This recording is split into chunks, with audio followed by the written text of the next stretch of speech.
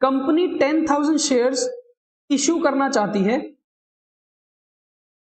तो public applications file करती है। So when public files the application to get the shares, तो it can result into 3 situations, situation 1, 2 and 3। क्या पता 10,000 shares मांगने के लिए 10,000 शेयर्स की ही एप्लीकेशन आए। So this will be full subscription. ये केस हमारा हो चुका है।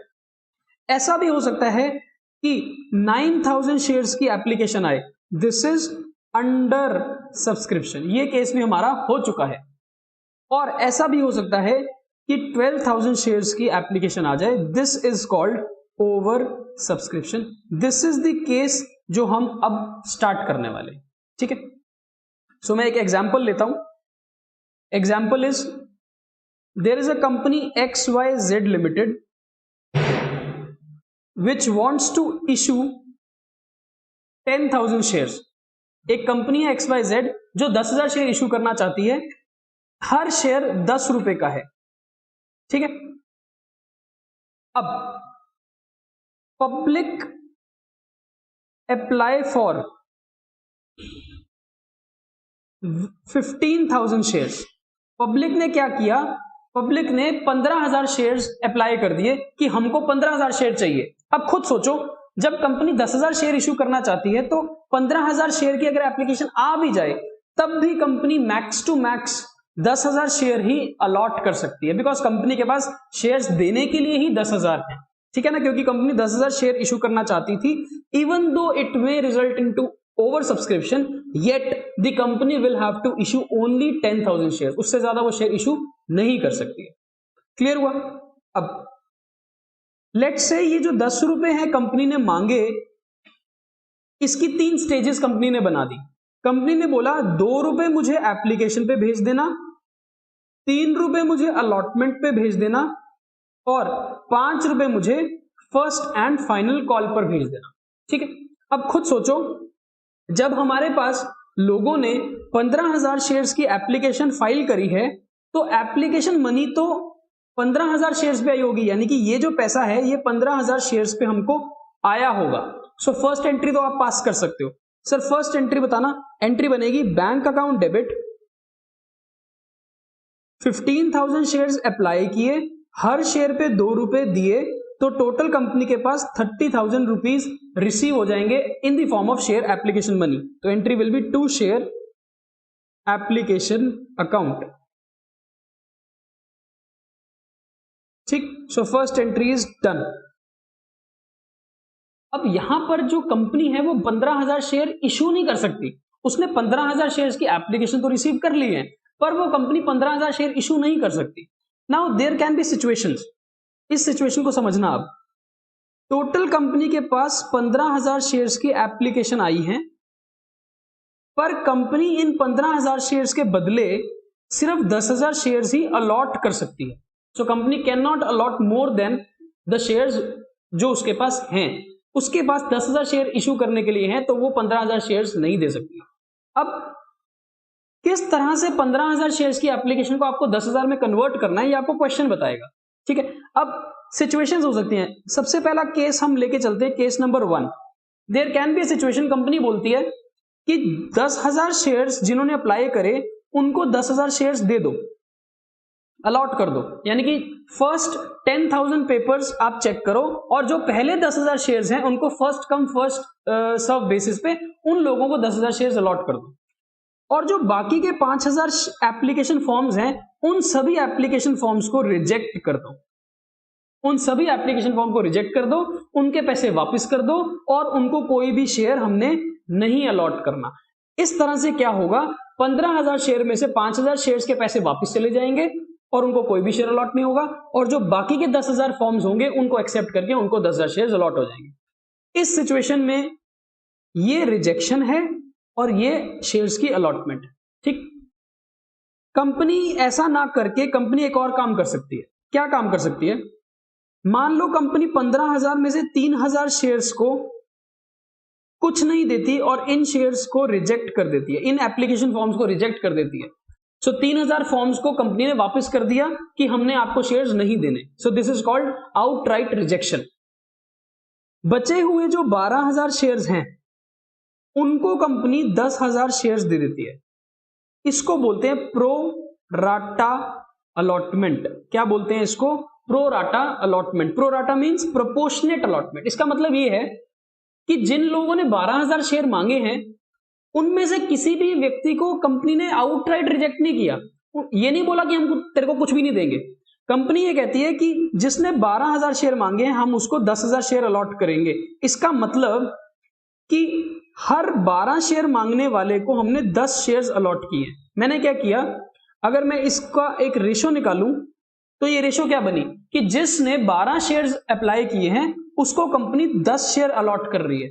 अगर इसको आप छोटा और करो रेशियो को, इसका मतलब है कि हर 6 शेयर मांगने वाले को 5 शेयर अलॉट हो गए। So if I as an applicant had applied for 600 shares, अगर मैं 600 शेयर मांगता हूं तो कंपनी मुझे 600 शेयर नहीं देती है, कंपनी मुझे 500 शेयर दे देती है और 100 शेयर्स की एप्लीकेशन मेरी रिजेक्ट कर देती है।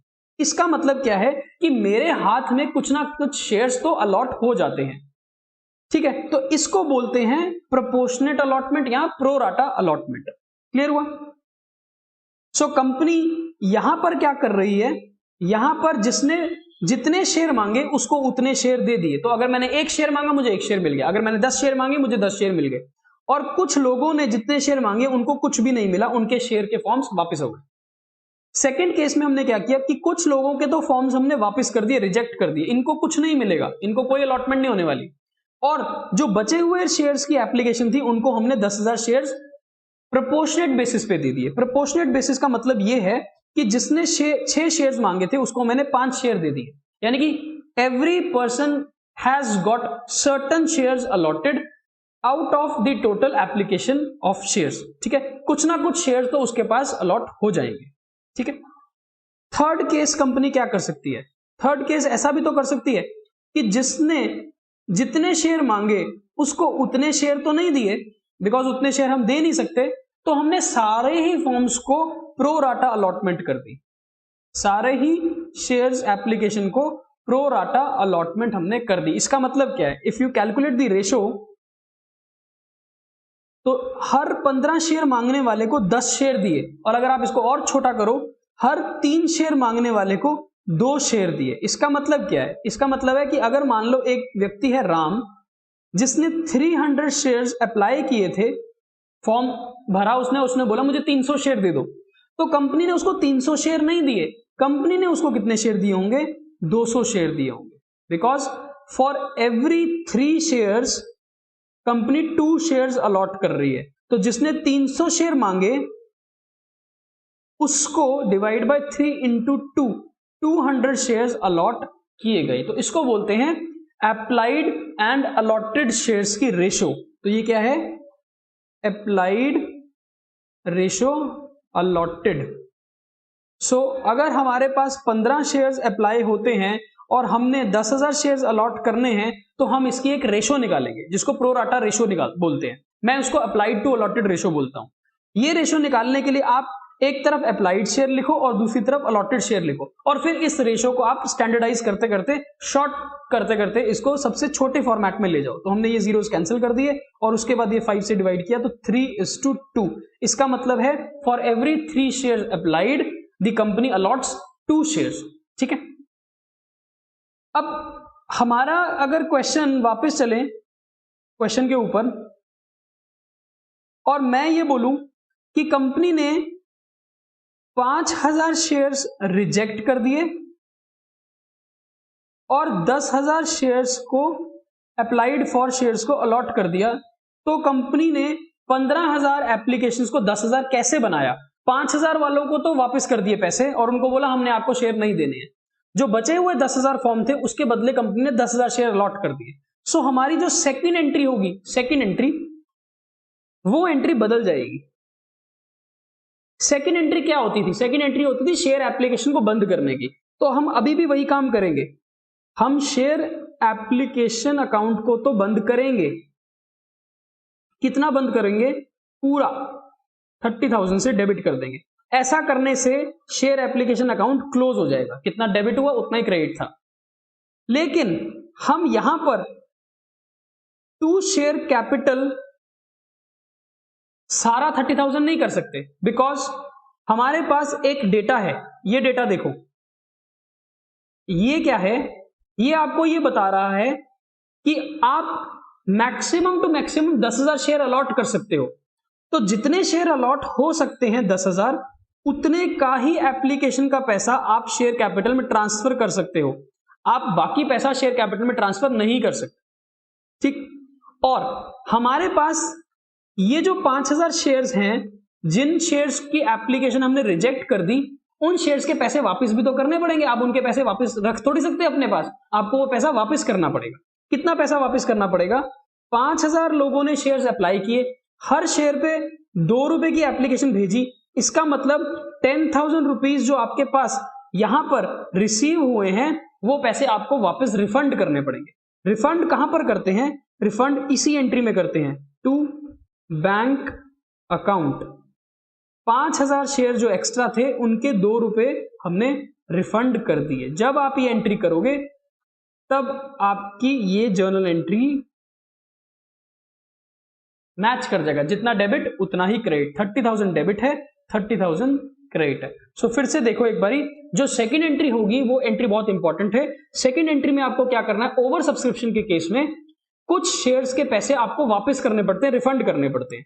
जितने शेयर्स आप रिजेक्ट करते हो, उतने पैसे आप रिफंड कर देते हो। रिफंड करने के लिए आप यहां पर बैंक को क्रेडिट कर देना, ठीक।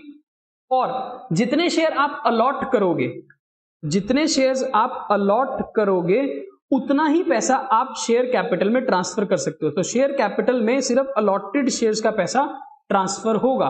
हमारे एग्जांपल में 10,000 शेयर हमने अलॉट किए, तो 10,000 इंटू 2 हमने पैसा ट्रांसफर कर दिया शेयर अलॉटमेंट का, शेयर एप्लीकेशन का शेयर कैपिटल अकाउंट के अंदर, ठीक है। और शेयर एप्लीकेशन मनी जितनी आई थी, उतनी की उतनी हमने डेबिट कर दी, तो शेयर एप्लीकेशन की स्टेज हमारी क्लोज हो जाएगी। इसके बाद अब क्योंकि कंपनी ने अलॉट कितने किए हैं शेयर्स, 10,000 शेयर अलॉट किए हैं ना, तो अब अलॉटमेंट जो कंपनी मांगेगी वो कितने शेयर्स पे अलॉटमेंट मांगेगी? अब तो सिर्फ 10,000 शेयर पे अलॉटमेंट मांगनी है। उसके बाद जब कॉल मांगी जाएगी, कॉल करोगे, फर्स्ट कॉल, सेकंड कॉल, वो कॉल भी कितने शेयर्स पे करोगे? 10,000 शेयर पे करोगे, बिकॉज अब एप्लीकेशन के बाद सारी एंट्रीज अलॉटेड शेयर्स के बेस पे होती है, ठीक है। तो अलॉटमेंट की एंट्री क्या बनेगी? अलॉटमेंट की एंट्री बनेगी share allotment account debit, 10,000 shares हैं, इंटू 3 रुपए की अलॉटमेंट मनी थी। ये देखो, 3 रुपए आपने अलॉटमेंट में मांगे थे, टू शेयर कैपिटल अकाउंट 30,000। उसके बाद जब हमारे को अलॉटमेंट के पैसे रिसीव होंगे, तब एंट्री बनेगी bank account debit 30,000, to share allotment 30,000। ये पैसे हमको रिसीव हो गए। फिफ्थ एंट्री, जब आप कॉल करोगे तो 10,000 शेयर्स पे ही कॉल करोगे। कॉल कितनी है? 5 रुपए की कॉल है। ये 5 रुपए की कॉल कर दोगे आप। Share first and final call account debit 50,000, कैसे? 10,000 इंटू 5, टू शेयर कैपिटल। और फिर जब ये पैसा आपको रिसीव हो जाएगा, तब आप रिसीव की एंट्री कर देना, bank account debit to share first and final call 50,000। So आपने देखा सारी एंट्री सेम होती हैं, सारी एंट्री सेम है सारी की सारी, बस ओवर सब्सक्रिप्शन के केस में कौन सी एंट्री इंपॉर्टेंट है? सेकंड एंट्री इंपॉर्टेंट है। जब आप एप्लीकेशन के पैसों में से कुछ शेयर्स रिजेक्ट कर देते हो, एप्लीकेशन रिजेक्ट करके उनके पैसे वापस कर देते हो, और बाकी के शेयर्स आप अलॉट कर देते हो, ठीक है। अब आगे चलते कुछ और क्वेश्चंस करते हैं। So look at question number 6। XYZ Limited invited application for 10,000 shares of ₹10 each. Total company कितने शेयर इशू करना चाहती है? 10,000 शेयर, 10 रुपए का एक शेयर है। The whole amount was payable on application. ये सारे के सारे कंपनी पैसे एक ही बारी में मांगेगी। The issue was oversubscribed by 2,000 shares. कहता है लोगों ने 2,000 शेयर ज्यादा मांग लिए। तो कितने शेयर मांग लिए? 12,000 शेयर्स अप्लाई हुए, इसका मतलब है ना। क्या बोला? The issue was over subscribe by 2000 shares, 10,000 total shares थे, 2000 शेयर ज्यादा अप्लाई हो गए, इसका मतलब 12,000 शेयर्स की एप्लीकेशन आपको रिसीव हुई, लेकिन 12,000 शेयर आप अलॉट नहीं कर सकते। अब क्वेश्चन आपको बताएगा कैसे अलॉटमेंट हुई, and allotment was made on pro rata basis. इसका मतलब क्या है, क्वेश्चन को सॉल्व करके समझ आ जाएगा। कंपनी के पास 10,000 शेयर्स थे जो कंपनी इशू करना चाहती थी, लेकिन एप्लीकेशंस जो आई हैं कंपनी के पास वो 2,000 ज्यादा आ गई, इसका मतलब 12,000 एप्लीकेशंस आ गई। 10 रुपए का शेयर है और 10 रुपए आपने एक ही बारी में एप्लीकेशन की स्टेज पर ही मंगा लिए, ठीक। और कंपनी ने क्या किया, कंपनी ने 12,000 शेयर्स के बदले 10,000 शेयर्स की अलॉटमेंट कर दी। अब 12,000 शेयर्स के बदले कंपनी 10,000 शेयर अलॉट कर रही है, कैसे कर रही है इसकी एंट्रीज हम समझते हैं। फर्स्ट एंट्री होती है जब आप पैसा रिसीव करते हो, एंट्री बनेगी बैंक अकाउंट डेबिट, पैसा आपको कितने शेयर्स पे आएगा, अप्लाइड शेयर्स पे, एप्लीकेशन कितनी है 12,000, तो 12,000 शेयर्स पे 10 रुपीज आपको रिसीव होंगे, total 1,20,000। 2 share application account, application and allotment account. ऐसा क्यों सर, बिकॉज एक ही बारी में आपने पैसा जब मंगाया होता है तो हमारी स्टेज का नाम एप्लीकेशन एंड अलॉटमेंट कंबाइंड हो जाता है, ठीक है। सेकंड, अब जब आप 10,000 शेयर्स अलॉट कर रहे हो 12,000 के बदले, तो यहां पर कितने शेयर्स एक्स्ट्रा हैं, 2,000 जो एक्स्ट्रा अप्लाई हो गए, और इन अप्लाइड शेयर्स पे कितना एक्स्ट्रा पैसा आपके पास आया, हर शेयर पे 10 रुपए आपके पास एक्स्ट्रा आए। ये एक्स्ट्रा पैसों का आप क्या करोगे, अपने पास नहीं रख सकते हो आप एज अ कंपनी ये पैसा अपने पास नहीं रख सकती, ये पैसा कंपनी को क्या करना पड़ेगा, रिफंड करना पड़ेगा, बिकॉज ये एक्स्ट्रा पैसा कंपनी के पास आ गया है। सो एंट्री क्या बनेगी, आप ये शेयर एप्लीकेशन को बंद कर दोगे, share application and allotment account debited, कितना, जितना ये डेबिट क्रेडिट था उतना ही आप डेबिट कर देना। तो ऐसा करने से आपका ये स्टेज बंद हो जाती है। अब एंट्री को कैसे पूरा करोगे, जितना पैसा आप रिफंड करते हो, वो पैसा आप सबसे पहले वापस कर दो टू बैंक। कितना पैसा आपने वापस किया, 2,000 इंटू 10, 20,000 रुपए आपके पास एक्स्ट्रा थे, ये पैसा आपने वापस लौटा दिया। किनको लौटा दिया, जिनको शेयर अलॉट नहीं हुए, और जिन लोगों को आपने शेयर अलॉट किए हैं, जितने शेयर अलॉट किए हैं, कितने अलॉट किए, 10,000, 10,000 के कॉरेस्पॉन्डिंग 10 रुपए का जो एप्लीकेशन है वो पैसा आप कहां ट्रांसफर कर दोगे, कैपिटल अकाउंट में। तो एंट्री बन गई टू शेयर कैपिटल अकाउंट, ठीक है। ये हो गया 10,000 इंटू 10, 1,00,000 रुपया। ऐसा करने से आपकी ये जर्नल एंट्री मैच कर जाएगी, जितना डेबिट उतना क्रेडिट, और हमारा क्वेश्चन भी खत्म हो गया, ठीक है। हमारे पास एक ही स्टेज थी, उसी स्टेज में हमने अलॉटमेंट करनी थी एप्लीकेशन के साथ। डन। एक और क्वेश्चन करते हैं और क्लैरिटी आएगी आपको। Question number 9, ABC company limited offered 20,000 shares of ₹10 each for subscription. चलो डेटा साथ साथ बना लेते हैं। कंपनी इशू करना चाहती है 20,000 शेयर्स, हर शेयर 10 रुपए का, लेकिन ये 10 रुपए कंपनी ने एक बारी में नहीं मंगाए, कंपनी ने ₹2.50 एप्लीकेशन पे मंगाया, ₹5 अलॉटमेंट पर,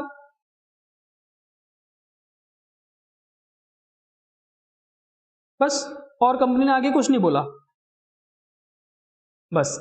तो इसके बाद हमारे पास डेटा नहीं है, तो हम इसके आगे का क्वेश्चन में एंट्रीज पास नहीं करेंगे। जहां तक हमारे पास डेटा है हम यहीं तक एंट्री पास करेंगे, जो बाकी के 2.5 रुपीज रह गए हमें नहीं पता वो फर्स्ट कॉल में कितना, सेकंड कॉल में कितना, थर्ड कॉल में कितना। So in the absence of information हम एप्लीकेशन और अलॉटमेंट तक की एंट्रीज पास करेंगे। आगे चलते हैं। Applications were received for 30,000 shares. Applications हमारे पास कितनी आई हैं,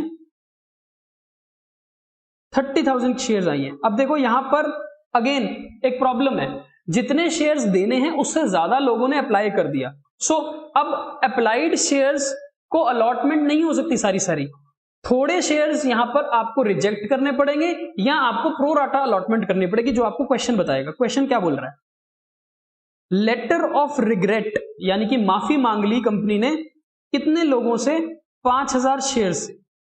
letter of regret were issued to the applicants of 5000 share, इसका मतलब 5000 शेयर्स की एप्लीकेशन आपने रिजेक्ट कर दी।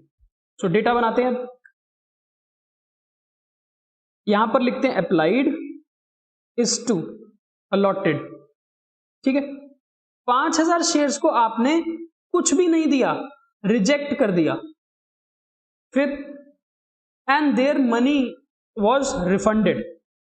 Application money for other 5000 shares were applied towards the payment of allotment and all the 20,000 shares were issued to the public. और क्या बोल रहा है, बाकी के जो 25,000 शेयर्स की एप्लीकेशन है वो सारे लोगों को आपने 20,000 शेयर्स अलॉट कर दिए। इसमें देखो, इसमें यहां पर 5,000 शेयर्स के पैसे एक्स्ट्रा आए होंगे आपको, यहां पर 5,000 शेयर्स के पैसे आपके पास एक्स्ट्रा आए हैं, बिकॉज 25,000 जिसने मांगे शेयर आपने उसको 20,000 दिए, तो उसके 5,000 शेयर्स के जो एक्स्ट्रा पैसे हैं उसका क्या किया आपने, वही तो क्वेश्चन ने बोला यहां पर कि application of 5,000 extra shares were applied towards the payment of allotment. अब देखो ये जो सिचुएशन है, ये सिचुएशन क्या है, प्रो राटा, ये क्या है, प्रोपोर्शनेट अलॉटमेंट या प्रो राटा अलॉटमेंट। अब प्रो राटा अलॉटमेंट में क्या होता है, यहां पर कुछ शेयर्स एक्स्ट्रा अप्लाइड थे जिसके एक्स्ट्रा पैसे आपको रिसीव हुए थे। हमारे क्वेश्चन में 5,000 शेयर एक्स्ट्रा हैं जिसपे 2.5 रुपीज, ये जो एप्लीकेशन का पैसा है ये एक्स्ट्रा आया होगा, यानी कि 12,500 रुपए कंपनी के पास एक्स्ट्रा है। ये किन लोगों के एक्स्ट्रा पैसे हैं, ये उन लोगों के एक्स्ट्रा पैसे हैं जिन लोगों को आपने कम शेयर अलॉट किए। 25,000 शेयर उन्होंने मांगे थे, आपने उनको 20,000 शेयर अलॉट किए, तो उनके 5,000 शेयर के ऊपर एक्स्ट्रा पैसा आपको मिला हुआ है, ये पैसा कंपनी के पास एक्स्ट्रा रिसीव्ड है। अब क्या ये पैसा कंपनी वापस कर दे, सोच के देखो, क्या ये कंपनी पैसा वापस कर दे, कर तो सकती है। इन लोगों को पैसा अगर वापस कर देगी तो कोई प्रॉब्लम नहीं है, पर इन्हीं लोगों से जिनको हमने शेयर अलॉट किए हैं, इन्हीं लोगों से आपको ये अलॉटमेंट के पैसे भी तो मांगने हैं ना फ्यूचर में। अब जब आपने इन्हीं लोगों से फ्यूचर में कुछ पैसा लेना है तो आप ये वाला पैसा वापस मत करो, ये पैसा आप बाद में एडजस्ट कर लेना, ये पैसा आप बाद में फ्यूचर में एडजस्ट कर लेना। Why you have to refund this amount, ये पैसा रिफंड करके कोई फायदा नहीं है, फ्यूचर में अलॉटमेंट के पैसे भी तो लेने हैं ना आपने इन लोगों से, तो जब आपने फ्यूचर में अलॉटमेंट के पैसे मांगने हैं तब आप इन लोगों के पैसा जो एक्स्ट्रा आया हुआ है वो अलॉटमेंट के अगेंस्ट एडजस्ट कर लेना। क्लियर हुआ? Next, the balance of the allotment was received, you are required to give the journal entries. तो अभी हम जर्नल एंट्रीज पास करते हैं, मेरे साथ साथ एंट्रीज पास करना स्टार्ट करो। सबसे पहले एंट्री बनती है शेयर एप्लीकेशन के पैसे को रिसीव करने की, तो चलो एंट्री बनेगी bank account debit to share application. Application के पैसे अप्लाइड शेयर पे आते हैं। हमारे क्वेश्चन में कितने शेयर अप्लाई हुए थे, 30,000 शेयर अप्लाई हुए थे, हर शेयर पे 2 रुपीज 50 पैसा आया होगा, तो इसका मतलब हमारे पास कितना पैसा आया होगा, 30,000 शेयर्स पे 2 रुपीज 50 पैसे के हिसाब से हमारे पास 75,000 रुपीज रिसीव हुए होंगे एप्लीकेशन की। ठीक है, तो पहली एंट्री तो हमारी बिल्कुल ठीक है। सेकेंड एंट्री में सबसे बड़ा चैलेंज है, सेकेंड एंट्री में हमको ये अकाउंट को बंद करना होता है, तो वो हम कर देते हैं, शेयर एप्लीकेशन अकाउंट कर दो डेबिट। कितना डेबिट, जितना क्रेडिट है उतना ही डेबिट करोगे तभी तो अकाउंट बंद होगा। अब जो पैसे आपने रिफंड करने हैं सबसे पहले उनको पैसा वापस करो। देखो कंपनी ने 5,000 शेयर जिन्होंने अप्लाई किए थे उन लोगों को आपने कुछ भी नहीं दिया, उनके सारे फॉर्म रिजेक्ट कर दिए आपने। अब जिसका फॉर्म रिजेक्ट कर दिया उसका पैसा आप रख थोड़ी सकते हो, सो ये सारा पैसा आपको रिफंड करना पड़ेगा। कितना पैसा रिफंड करना पड़ेगा, 5,000 शेयर के ऊपर 2.5 रुपए के हिसाब से 12,500 रुपए आपके पास एक्स्ट्रा आए हैं ये सारे पैसे आप रिफंड कर दो। चलो, सो 12,500 रुपए रिफंड हो गए। कैसे? 5,000 शेयर रिजेक्टेड हैं, हर शेयर पे 2.5 रुपए आपको रिसीव हुए थे, तो टोटल आपने 12,500 रुपए रिफंड कर दिए। ठीक, उसके बाद मैंने आपको क्या बोला, जितने शेयर अलॉट हुए उतने शेयर का पैसा कैपिटल में ट्रांसफर करना। कितने शेयर अलॉट किए आपने? आपने 20,000 शेयर अलॉट किए हैं, बिकॉज आप 20,000 शेयर ही इशू कर सकते थे, इससे ज्यादा नहीं कर सकते थे। तो 20,000 शेयर का जो एप्लीकेशन का पैसा है ₹2.50, वो आप कहां ट्रांसफर कर दोगे? कैपिटल अकाउंट में। तो शेयर कैपिटल अकाउंट में चला गया 50,000। अभी ये एंट्री टैली नहीं हो रही, जितना डेबिट है उतना क्रेडिट नहीं हुआ। अब जो पैसा आपके पास, ये ध्यान से सुनना, ध्यान से, जो पैसा आपके पास एक्स्ट्रा आया है उन लोगों से, जिन लोगों को आपने प्रोपोर्शनेट अलॉटमेंट करी है या प्रोराटा अलॉटमेंट करी है, वो एक्स्ट्रा पैसा आपको पहले कैलकुलेट करना है। जो मैंने करा था, आपने देखो 25,000 शेयर के बदले 20,000 शेयर अलॉट किए हैं, इसका मतलब 5,000 शेयर्स के ऊपर ₹2.50 12,500 एक्स्ट्रा है आपके पास। ठीक, ये एक्स्ट्रा पैसे आपको रिफंड नहीं करने, ये एक्स्ट्रा पैसे आप नेक्स्ट स्टेज में यूज कर लोगे। नेक्स्ट स्टेज कौन सी है? एप्लीकेशन के बाद स्टेज आती है अलॉटमेंट की। तो ये जो 12,500 रुपए हैं, ये पैसा आप अलॉटमेंट में ट्रांसफर कर दोगे। ठीक है, तो ये पैसा आप अलॉटमेंट में ट्रांसफर कर दोगे। करो फिर अलॉटमेंट में ट्रांसफर। एंट्री बनेगी शेयर अलॉटमेंट अकाउंट 12,500। अब जाकर आपका ये जर्नल एंट्री टैली हो जाएगी। 75,000 आपका डेबिट है और 75,000 आपका क्रेडिट है। सबसे ज्यादा इंपॉर्टेंट पॉइंट क्या है? ऑर्डर को समझना। यहां पर सबसे पहले आप उन लोगों का पैसा रिफंड कर देना जिनको आपने कोई भी शेयर अलॉट नहीं करा। उसके बाद जितने शेयर आप अलॉट करते हो उतना पैसा आप शेयर कैपिटल में ट्रांसफर कर देना। उसके बाद इस एंट्री में एक डिफरेंस आएगा। डिफरेंस क्या होगा? डिफरेंस होगा कि जिन लोगों के आपने शेयर अलॉटमेंट कम करी है, अप्लाइड शेयर ज्यादा है और अलॉटेड शेयर कम है, उतने शेयर का पैसा एक्स्ट्रा है। वो एक्स्ट्रा पैसा आपको नेक्स्ट स्टेजेस में यूज करना होता है। अब नेक्स्ट स्टेज हमारी क्या है? नेक्स्ट स्टेज है अलॉटमेंट की। तो जो पैसा एक्स्ट्रा था 12,500, वो सारा पैसा मैंने नेक्स्ट स्टेज में ट्रांसफर कर दिया। ठीक हो गया। थर्ड क्या है? आपको अलॉटमेंट की एंट्री पास करनी है। अब आपने कितने शेयर अलॉट किए हैं? 50,000 शेयर।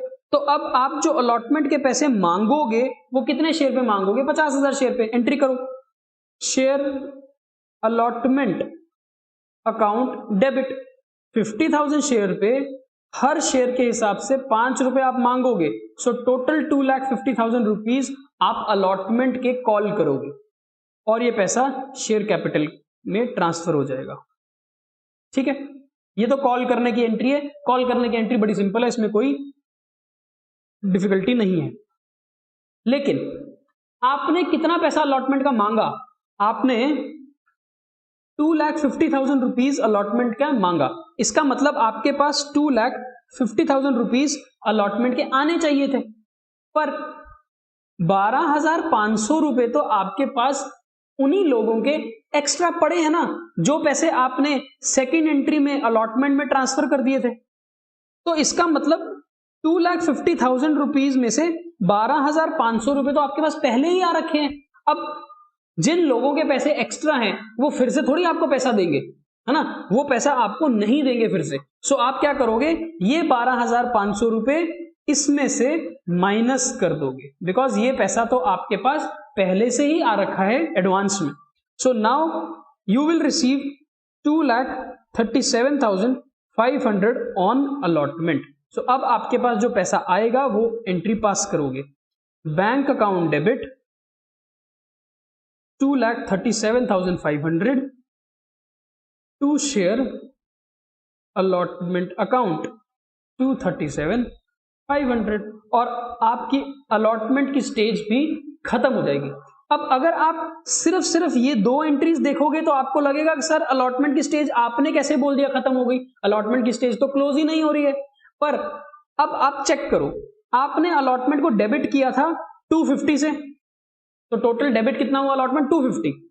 क्रेडिट शेयर अलॉटमेंट यहां पर क्रेडिट की थी आपने 12,500 और फिर से आपने क्रेडिट किया 237,500, तो 2,50,000 की आपने अलॉटमेंट को डेबिट किया, 12,500 से एक बार क्रेडिट किया, 237,500 से फिर से क्रेडिट किया, तो अलॉटमेंट की स्टेज कैंसिल हो गई है।